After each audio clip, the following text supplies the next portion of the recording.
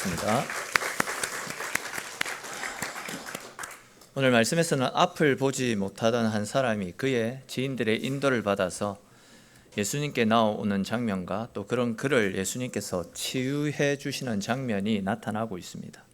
근데 이제 오늘 이 말씀은 단순히 예수님께서 눈먼 사람 하나를 고쳐주신 기적만을 말씀하는 것이 아닙니다.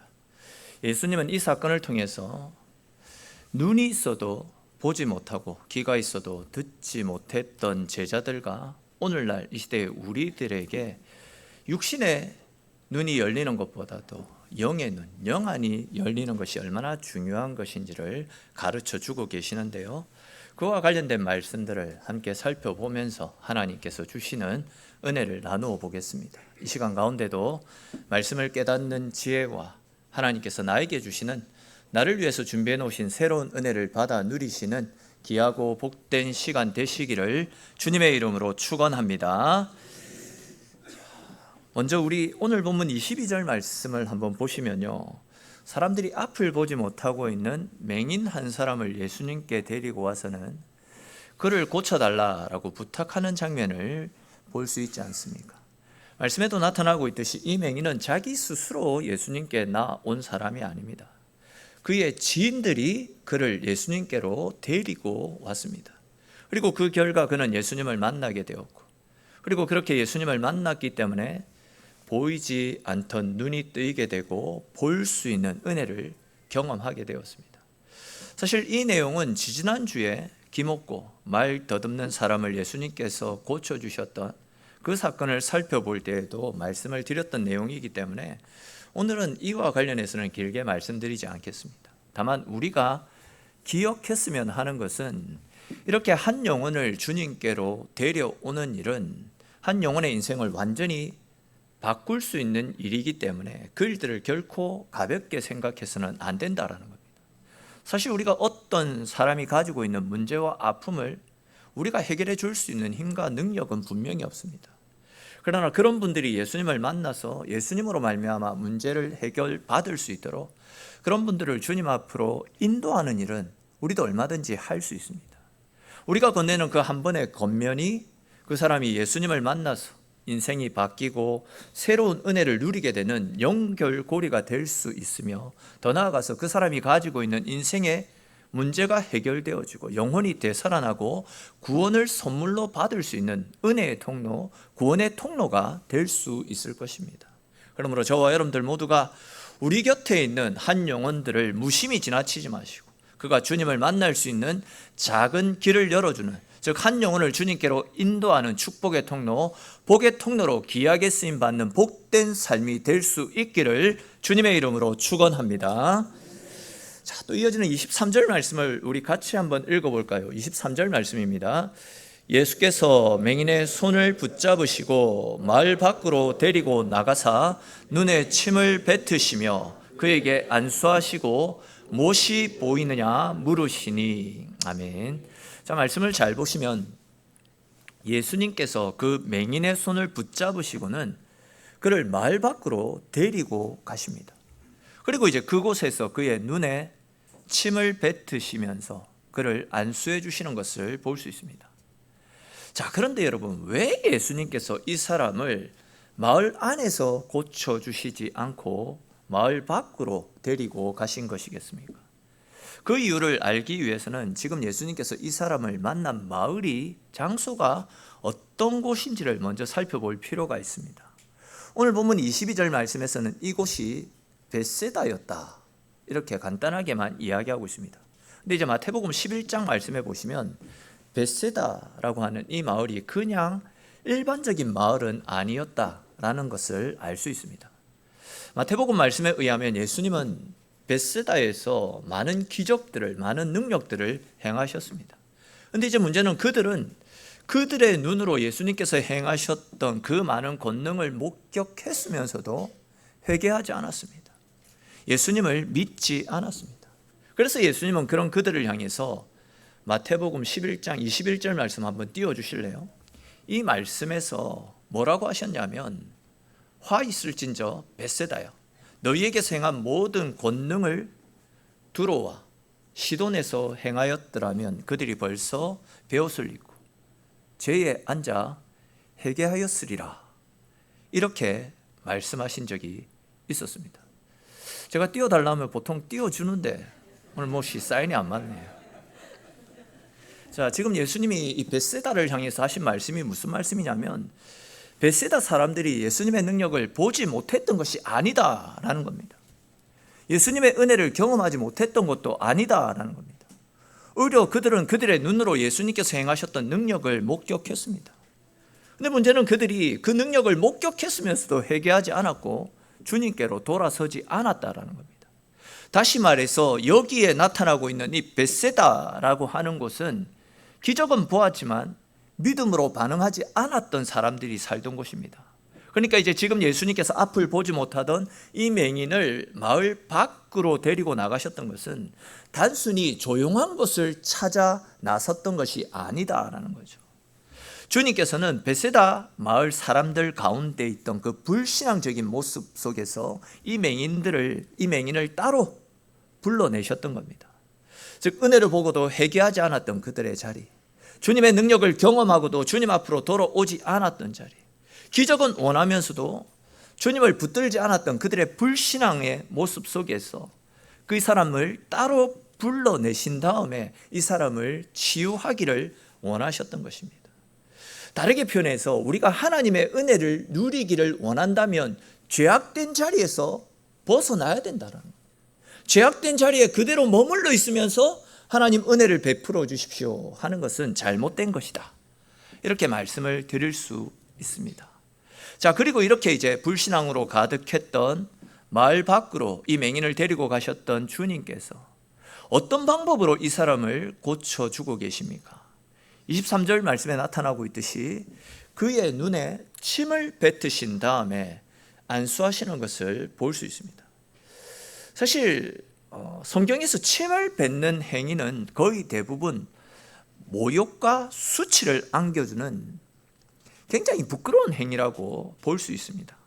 즉, 상대방을 업신여기고 조롱할 때 침을 뱉었습니다. 자, 그렇다면 여러분, 예수님께서도 이 맹인을 조롱하기 위해서, 이 사람을 업신여기고 이 사람에게 모욕감을 심어주기 위해서 이 사람에게 침을 뱉은 것이겠습니까? 절대 아닙니다. 예수님께서 이 사람의 눈에 침을 뱉으셨던 것은 이 사람을 조롱하거나 이 사람에게 모욕과 수치를, 즉 부끄럽게 하시기 위해서 침을 뱉은 것이 절대 아닙니다. 사실 이 사람에게 있어서 눈은 평생 동안 그를 수치 가운데 살게 했던 이 사람의 고통이었습니다. 눈이 안 뜨지니까 앞을 보지 못했고요. 그러다 보니까 사람들의 도움 없이는 살아갈 수 없는 연약한 존재였습니다. 수많은 날들을 어둠 속에 갇혀 살아야 됐고요. 마음 깊은 곳에는 항상 깊은 상처와 아픔이 이 인생을 짓누르고 있었습니다. 분명 이 사람의 눈은 이 사람을 깊은 절망과 좌절 속으로 밀어넣었고 숨기고 싶어도 숨길 수 없는 큰 아픔의 상처로, 자국으로 남아 있었더랬습니다. 그런데 지금 주님께서 이 사람의 눈에 침을 뱉은 것은 절대 이 사람을 무시해서 이 사람 자체에게 침을 뱉은 것이 아니라, 그러니까 이 사람에게 침을 뱉은 것이 아니라 이 사람을 오랜 세월 동안 옭아매고 있던 깊은 절망과 좌절과 어두운 현실을 향해서 침을 뱉음을 통해 이 사람을 묶고 있는 모든 절망과 어둠의 영역들, 이 모든 어둠의 영역들은 주님 앞에서도 주님 앞에 서면 아무것도 아니다라는 것을 보여주시는 어떤 일종의 행위였다라고 말씀을 드릴 수 있습니다. 다시 말해서 사람들은 침을 뱉음으로 누군가를 무시하고 수치스럽게 만들지만 우리 주님은 그 침 뱉음을 통해서 이 사람을 수치 가운데로, 아픔 가운데 몰아넣었던, 이 사람 인생을 사로잡고 있던 그 어두움의 그늘을 향해서 침을 뱉었다라는 겁니다. 즉, 더 이상 이 사람을 절망 가운데 가두지 마라, 더 이상 이 사람을 수치 가운데 묶어두지 말라며 이 사람을 묶고 있던 어둠의 권세를 향해서 주님께서 거룩한 책망을 하고 계시는 것입니다. 그런 다음에 주님은 당신이 침을 뱉었던 그 눈에다가 손을 얹고 안수해 주시는 것을 볼 수 있습니다. 그렇게 이제 그의 눈을 안수하고 그의 눈을 만져주셨을 때에 그의 눈에 사람의 형체가 아니라 나무 같은 어떤 형체가 움직이는 것이 희미하게 보이기 시작했습니다. 즉 주님께서 평생 이 사람을 묶고 있던 모든 절망과 아픔과 상처와 수치를 향해 침을 뱉으시니까 이 절망의 상황을 몰아내시겠다라는 당신의 의도를 보여주셨던 것처럼 평생 그를 묶고 있던 어둠과 상처, 절망과 수치들이 서서히 깨어지기 시작했다라는 겁니다. 자, 그런데 우리 25절 말씀 한번 읽어볼까요? 25절 말씀 같이 읽겠습니다. 이에 눈에 다시 안수하심에 그가 주목하여 보더니 나아서 모든 것을 밝히 보는지라. 아멘. 자, 말씀을 자세히 보시면 예수님께서 이 맹인의 눈에 다시 안수하시자 그가 주목하여 보더니 결국 다 나아서 모든 것을 밝히 보게 되었다. 이렇게 말씀하고 있습니다. 근데 우리가 사실 지금까지 마가복음 말씀을 쭉 살펴보았는데 지금까지 예수님께서 보이셨던 치유의 모습과 오늘 본문에 나타나고 있는 이 치유의 모습은 뭔가 다르다라는 것이 느껴질 겁니다. 아니, 다른 것을 떠나서 뭔가 좀 이상한데? 이런 느낌이 들 수도 있겠다 싶습니다. 왜냐하면 예수님은 처음부터 말씀 한마디로만 얼마든지 이 사람을 고칠 수 있는 능력의 하나님이십니다. 우리가 쭉 살펴본 것처럼 예수님은 말씀 한마디만으로도 멀리 떨어져 있었던 사람들의 질병과 아픔을 완전하게 고쳐주신 분입니다. 말씀 한마디로만 멀리 떨어져 있던 귀신 들려서 죽을 지경에 이르렀던 그 사람에게서 귀신을 쫓아내시기도 했습니다. 심지어 말씀 한마디로 죽은 사람까지도 다시 살리셨던 분이 우리 예수님이십니다. 그런데 왜 이 맹인의 눈은 한 번에 완전하게 고치지 않으시고 두 번에 걸쳐서 이렇게 복잡하게 고치신 것이겠습니까? 앞을 보게 하는 이 일은 예수님도 단번에 해결하실 수 없을 정도로 중한 병이라서 그런 것이겠습니까? 다르게 표현하면 예수님에게 능력이 부족해서 이런 일들이 일어나는 것이겠습니까? 절대 아닙니다. 주님은 얼마든지 단번에 이 사람의 눈을 열어주실 수 있는 능력을 가지고 있습니다. 그런데도 불구하고 두 번에 거쳐서 이 사람을 고쳐주셨던 것은 이 과정을 통해서 우리들에게 뭔가를 가르쳐 주시고자 하시는 주님의 숨겨진 뜻이 있었기 때문입니다. 그것이 무엇인지를 정확하게 알기 위해서는 조금 복잡할 수도 있겠지만 오늘 본문 바로 앞단락의 내용을 함께 살펴봐야만 합니다. 마가복음 8장 18절 말씀해 보시면 예수님께서 당신의 제자들을 향해서 너희가 눈이 있어도 보지 못하고 귀가 있어도 듣지 못하며 라며 제자들을 책망하시는 말씀이 나타나잖아요. 근데 예수님께서 왜 이런 말씀으로 제자들을 책망하셨냐면요, 제자들은 육신의 눈을 가지고 있었습니다. 그 눈을 가지고 그들은 예수님께서 행하셨던 수많은 기적들을 계속해서 목격했습니다. 특별히 우리가 얼마 전에 계속 살폈던 대로 오병이어의 기적을 목격했었고요, 또 지난주에 살폈던 대로 칠병이어의 기적도 그들의 눈으로 직접 목격했습니다. 즉 예수님은 물고기 2마리와 떡 몇 덩어리만 있다 할지라도 수많은 무리들을 먹일 수 있는 엄청난 능력을 가지고 계신 분이심을 제자들이 직접 눈으로 목격을 하지 않았습니까? 그런데도 8장 14절 이후의 말씀에 나타나고 있는 것처럼 그들은 예수님과 지금 어딘가를 함께 가는 상황인데 자기네들이 떡을 챙기지 못했던 모양입니다. 먹을 떡을 챙겨가지 못했던 모양입니다. 그렇게 되자 우리에게 먹을 것이 없는데 이제 거기에 가서 우리가 굶으면 어떻게 하지? 또 떡을 챙기지 못했다라고 해서 주님으로부터 책망을 들으면 어떻게 하지? 이런 걱정을 하는 모습들이 8장 14절 이후에 나타납니다. 그러니까 이 말씀이 무슨 말씀이냐면 제자들은 육신의 눈을 뜨고 있었기 때문에 예수님께서 행하여 주셨던 오병이어와 칠병이어의 기적을 그들이 직접 눈으로 목격했습니다. 육신의 눈을 뜨고 있었기 때문에 눈에 보이는 것을 봤다라는 거죠. 근데 문제는 아직 영의 눈이 뜨이지 않아서 오병이어와 칠병이어를 일으키셨던 예수님이 자기네와 함께 하고 계시기 때문에 자기들에게 떡이 없다 할지라도 먹을 것을 걱정하지 않아도 된다, 이런 사실은 모르고 있었다라는 겁니다.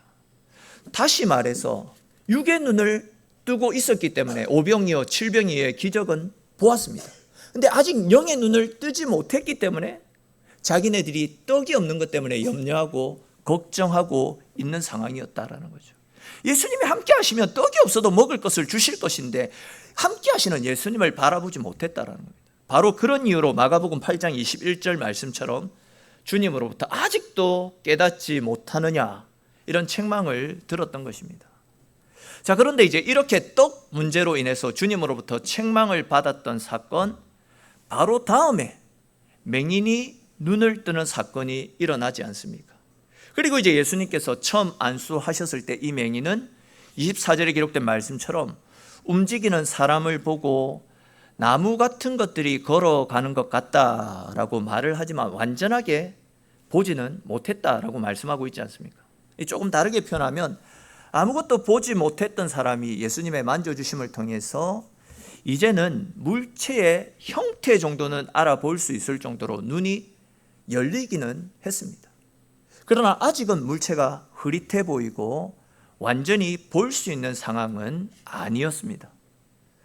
근데 지금 이 제자들의 이 맹인의 모습, 흐릿하게는 보지만 완전하게 보지 못하고 있는 이 맹인의 모습은 조금 전에 함께 살펴보았던 제자들의 모습과 똑같은 모습입니다.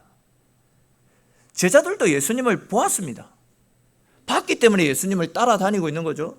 예수님의 말씀도 들었습니다. 예수님께서 행하셨던 능력, 특별히 오병이어 사건과 칠병이어 사건을 그들의 눈으로 직접 목격했습니다. 그런데 그들은 영적인 눈으로 예수님을 바라보지 못했습니다. 즉 제자들은 예수님께서 병자를 고치시고 풍랑을 잔잔케 하시고 죽은 자를 살리시는 어떤 큰 능력을 가진 분이다라는 것은 눈으로 목격했기 때문에 알고 있었지만 예수님께서 그들을 대신해서 사람들로부터 저주를 당해 주시고 십자가의 대속 제물이 되어 주심을 통해 우리를 구원하고 살리실 구원자가 되시는 분으로는 보지 못했다라는 겁니다. 육적인 능력을 일으키는 분으로는 인식했지만 우리의 죄의 문제를 다루시는 영적인 분으로는 인식하지 못했다는 거죠. 또한 예수님을 떡을 주시는 분으로는 보았지만 자기 살과 피를 쏟아주심으로 우리에게 영원한 생명을 가져다 주시는 분으로는 깨닫지 못했다는 겁니다. 그러니까 이제 본문을 기록한 이 마가는 이 맹인이 두 번의 안수에 걸쳐서 완전히 보게 되는 이 회복 과정을 통해 가지고 예수님을 보고 있으면서도 예수님이 어떤 분인지 제대로 보지 못하고 있던 제자들의 영적인 상태도 함께 지적하고 있었던 것입니다. 그런데 문제는 어쩌면 이러한 모습이 오늘날 우리들의 모습과도 동일할 수 있다라는 겁니다. 우리 역시도 예수님을 믿는다라고 이야기합니다. 예수님을 믿기 때문에 교회를 다닙니다. 말씀도 듣습니다. 기도도 합니다. 은혜도 받았다라고 이야기합니다. 그런데 우리 역시도 여전히 예수님을 보기는 보지만 희미하게만 바라보고 있습니다. 아직 예수님을 바라보는 영안이 열리지 않아서 예수님을 알고 있으면서도 또한 예수님을 보기는 보면서도 아직까지 여전히 예수님의 말씀을 따라 예수님이 걸어가신 그 길을 따라서가 아니라 내가 원하는 방식대로 내가 걷고자 하는 신앙생활을 여전히 하고 있습니다. 조금 더 자세하게 말씀을 드리면 예수님을 제대로 보는 영안이 열리지 않아서 자꾸만 잘못된 것을 붙잡으며 살아갑니다. 눈앞에 보이는 이익은 보면서 그 이익 때문에 잃어버리게 되는 우리의 믿음은 바라보지 못합니다. 당장 내 상하는 감정은 보이는데도 그 감정 때문에 무너져버리는 관계를 바라보지 못할 때가 많이 있습니다. 돈은 보이는데 그 돈이 보여서 돈을 쫓아서 살아가기는 살아가는데 그 돈 때문에 멀어지는 하나님을 바라보지 못합니다. 쾌락은 보이는데 그 쾌락의 뒤에 따르는 죄의 결과를 보지 못하는 경우가 많이 있습니다. 내 자존심은 보이는데 그렇기 때문에 자존심을 앞세우는데 그 자존심 때문에 끼어지는 가정과 공동체는 보지 못하는 경우가 너무 많이 있습니다. 무엇보다도 세상은 바라보는 눈은 있는데 죄를 죄로 여기는 영안이 열리지 못했습니다. 하나님을 멀리하고 있으면서도 나는 괜찮다라고 생각합니다. 예배가 무너지고 있는데도 불구하고 아무런 감각 없이 살아갈 때가 많이 있습니다. 말씀이 들리지 않아도 답답해하지 않습니다. 기도가 식어가고 있는데도 불구하고 그것이 위기인지 모른 채 살아갑니다. 세상 염려에 대해서는 크게 바라보는데 하나님의 은혜를 바라보는 영안이 열리지 않아서 하나님이 주시는 은혜는 자꾸만 작게만 바라보고 있습니다. 그러다가 결국은 하나님이 주시는 은혜를 보지 못하고 주님이 열어가시는 생명의 길을 보지 못한 채 허우적거리는 경우들이 허다하게 발생하고 있습니다. 이것이 우리의 모습이라고 할 수 있습니다. 영안이 열리지 않아서 여전히 세상에 모여서 세상에 쫓겨서 하나님과 멀어지고 있는 우리의 모습, 얼마나 안타까운 모습입니까? 소망이 없는 존재라 할 수 있습니다. 근데 감사하게도 주님은 영안이 어두워서 희미하게 보는 우리들을 그냥 가만히 내버려 두지 않으십니다. 25절 말씀을 한번 보십시오. 25절에 나타나고 있듯이 주님은 희미하게 바라보는 그 사람을 포기하지 않았습니다. 또다시 그 사람에게 안수하셔서 그가 모든 것을 밝히 볼 수 있도록 그의 눈을 완전히 열어주셨습니다. 이것이 바로 은혜입니다. 주님은 희미하게 보는 사람을 그대로 두지 않으십니다. 주님은 다시 그 사람을 만져주심으로 모든 것을 밝히 볼 수 있도록 그를 고쳐주셨습니다. 그렇습니다. 여러분, 주님께서 다시 만져주셔서 영안이 밝아지면 삶이 새롭게 변화되어질 줄로 믿으시기를 축원합니다. 무엇을 우리가 붙들고 살아가야 되고 무엇을 내려놓아야 되는지, 무엇이 주님이 기뻐하시는 삶인지를 볼 수 있는 영안이 열릴 수 있기를 주님의 이름으로 축원합니다. 우리가 영안이 열리게 되면요, 이전에는 좋아 보였던 것이 위험하게 보입니다. 이전에는 하찮게 여겼던 은혜가 가장 귀한 은혜로 다가오게 될 것입니다. 이전에는 세상에서 성공하고 세상에서 높아지는 것, 세상의 길만 보였는데 영안이 밝아지게 되면 이제는 하나님 앞에서 바르게 사는 것이 얼마나 복된 일인지를 보게 되고 그 길을 쫓아 행하며 살아갈 수 있게 될 것입니다. 이전에는 내 뜻이 이루어지는 것이 가장 큰 복인 줄 알았는데 영안이 열리게 되면 주님 뜻 안에 거하는 것이 가장 복이고 가장 큰 은혜임을 알고 그 은혜를 소망하며 살아가게 되는 겁니다. 또 이전에는 내 문제만 크게 보였는데 영안이 밝아지게 되면 내가 처한 문제보다도 훨씬 크고 높으신 하나님께서 그 문제들로부터 우리를 지켜주신다라는 하나님의 일하심의 손길을 바라볼 수 있게 될 것입니다. 무엇보다도 우리 가운데 영안이 밝아지게 되면 예수님이 누구신지 분명히 볼 수 있게 됩니다. 다시 말해서 예수님을 단순하게 내가 가지고 있는 문제와 또 내가 가진 이런저런 질병, 또 아픔을 치료해 주시는 분으로만 보지 않고 나를 죄와 사망의 권세로부터 구원해 주실 나의 구원자로 보게 되고 내 인생의 유일한 길과 진리와 생명으로 바라보는 은혜를 누릴 수 있게 되는 것입니다. 더 나아가서 영안이 열리게 될 때에 나는 주님 없이는 살 수 없는 큰 죄인이라는 사실을 새롭게 볼 수 있게 될 것입니다. 뿐만 아니라 그렇게 우리의 영안이 열리게 될 때에 예배가 의무적으로 참석하는 어떤 행위가 아니라 은혜의 자리가 되어지고 말씀 또한 부담이 아니라 생명의 양식이 되어지고 기도 역시도 형식이 아니라 주님을 만나는 은혜의 통로로 변화되게 될 줄로 믿으시기를 축원합니다. 그렇습니다. 여러분, 지금 우리들에게 필요한 것은 영안이 열리는 겁니다. 주님을 바라볼 수 있는 영안이 열려서 주님을 제대로 알고 주님의 은혜 안에 살 수 있는 은혜들이 우리 가운데 절대적으로 필요합니다. 그렇기 때문에 우리는 주님, 우리의 영안을 열어달라고 간절히 기도하며 주님을 찾을 수 있어야 되는 것입니다. 주님, 우리의 영안을 열어주시옵소서. 눈앞의 것들만 보며 흔들리지 않게 하시고 주님의 뜻을 밝히 볼 수 있도록 우리의 영안을 열어주시옵소서. 죄를 죄로 보게 하시고 은혜는 은혜로 바라볼 수 있게 하시고 주님이 기뻐하시는 생명의 삶을 살 수 있도록 영안을 열어주시옵소서. 그리하여 날마다 주님의 은혜를 더 깊이 깨닫고 날마다 주님 은혜 가운데 살아가는 우리의 삶이 될 수 있도록 주님, 우리의 영안을 열어주시옵소서. 이러한 기도가 저와 여러분들의 기도가 되어지기를 주님의 이름으로 축원합니다. 더 나아가서 이런 기도가 우리의 삶의 바탕이 되어져서 우리의 삶 가운데 영적 분별력이 되살아나고 감사가 회복되어지고 믿음이 새로워지고 무엇보다도 주님 사랑 안으로 더욱더 깊이 들어가서 언제나 주님 사랑 안에서 주님 뜻대로 살아가며 주님을 기쁘시게 해드리며 주님께 영광 돌리는 저와 여러분들의 삶이 될 수 있기를 주님의 이름으로 축원합니다. 자, 이제 이거 하나만 간단하게 더 살펴보고 말씀을 마무리하겠습니다. 이렇게 이제 주님의 은혜로 앞을 보게 되었던 이 사람을 향해서 주님께서 마지막으로 하셨던 말씀이 있습니다. 그 말씀이 무엇입니까? 우리 오늘 본문 26절 말씀 다시 한번 읽어보겠습니다.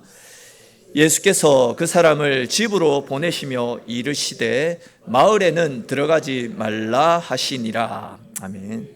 자, 보시면 예수님께서 이 사람의 눈을 뜨게 하신 다음에 집으로 돌려보내십니다.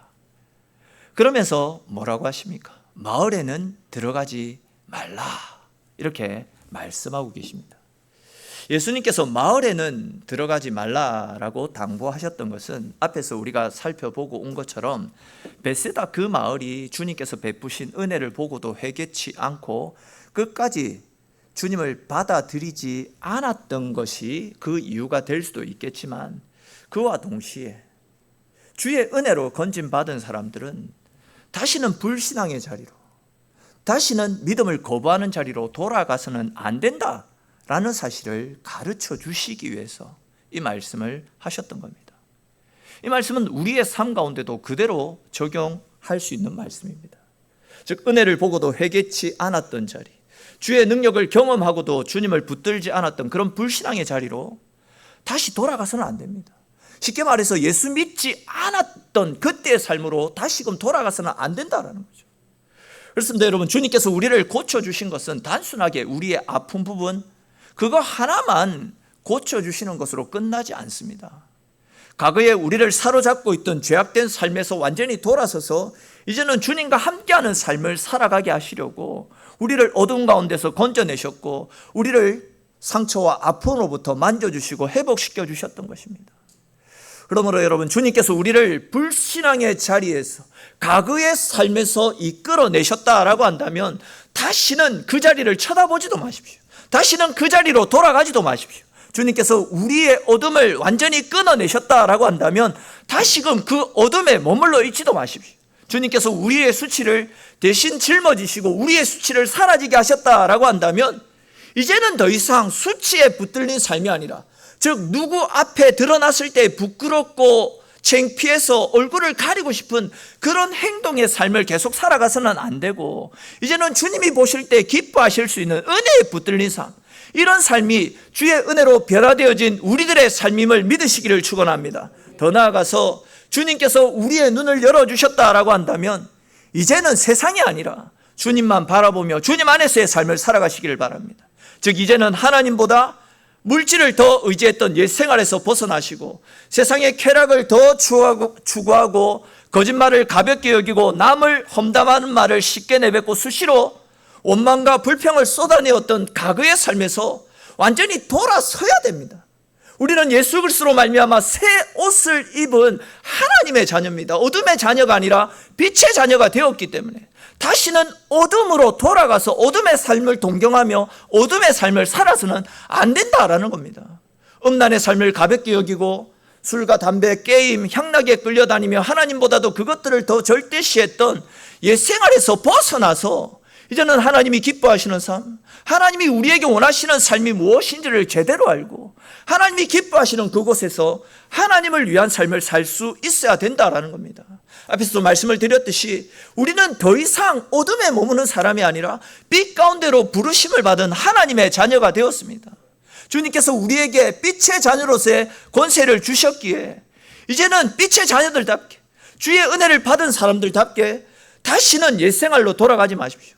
이제는 옛 사람의 옷을 완전히 벗어 던져버리고 예수 그리스도로 옷 입고 주님의 뜻대로 믿음의 삶을 살아가시는 저와 여러분들이 되시기를 축원합니다. 그리하여서 우리의 삶 가운데서 언제나 하나님을 기쁘시게 해드리고 하나님의 살아계심을 드러내며 이 시대의 증인으로 부름받은 하나님의 자녀들답게 빛 가운데 살면서 어둠 속에 거하는 사람들을 빛으로 인도해내고 하나님의 영광을 삶을 통해서 나타낼 수 있는 저와 여러분들의 인생이 될 수 있기를 주님의 이름으로 축원합니다. 우리 오늘 주신 말씀들을 생각하면서 함께 같이 기도하기를 원합니다. 우리는 연약한 사람들입니다.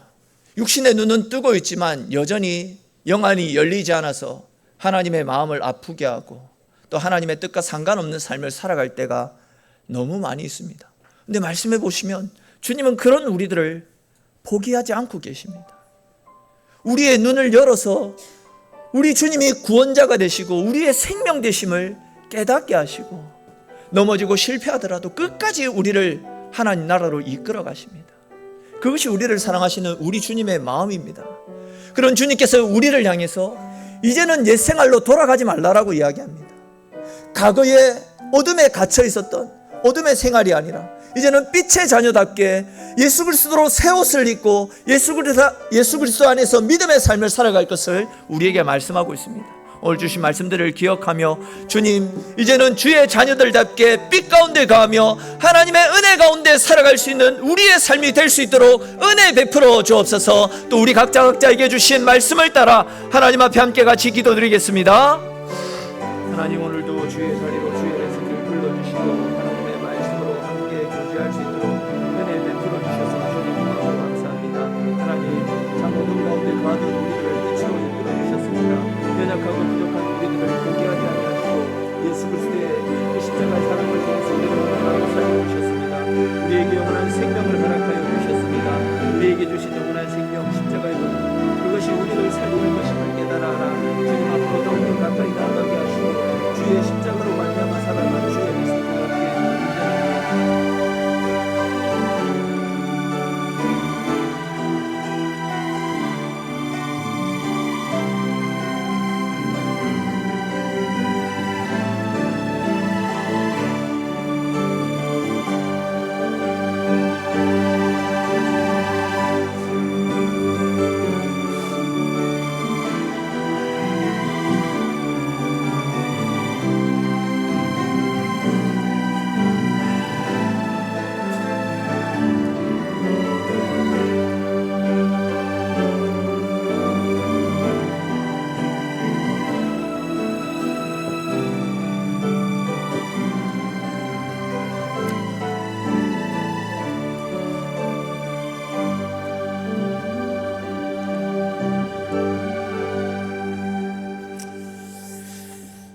감사합니다. 우리 찬송 같이 드리겠습니다. 찬송가 366장 같이 찬송 드리시면서 준비한 예물 하나님께 드리겠습니다.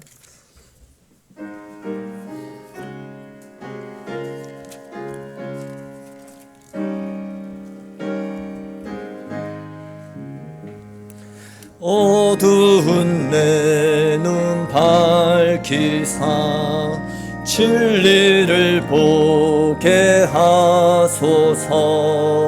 진리의 열쇠 내게 주사 참빛을 찾게 하소서.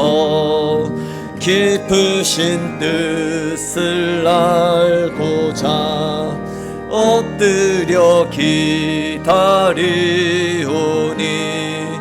내 눈을 뜨게 하소서.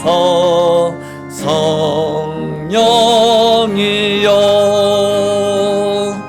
막혀진 내 귀 여시사 주님의 귀한 음성을 이 귀로 밝히 들을 때에 내 기쁨 한량 없겠네.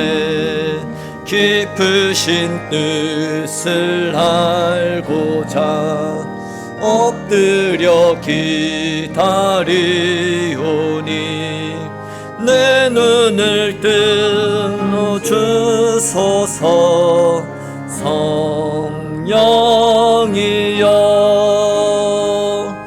봉해진 내 힘 여시사 복음을 널리 전하고 차가운 내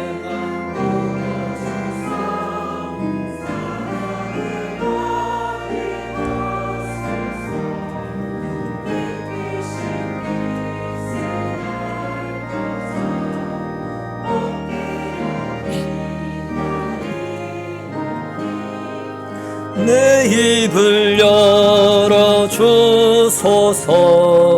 성령이여. 아멘. 교회 앞에 간구 말씀드리겠습니다. 우리 영육간의 연약한 분들의 회복과 치유를 위해서, 또 우리 어르신들의 건강과 새가족들을 위해서 수시로 마음을 모아 중보해 주시면 감사하겠습니다.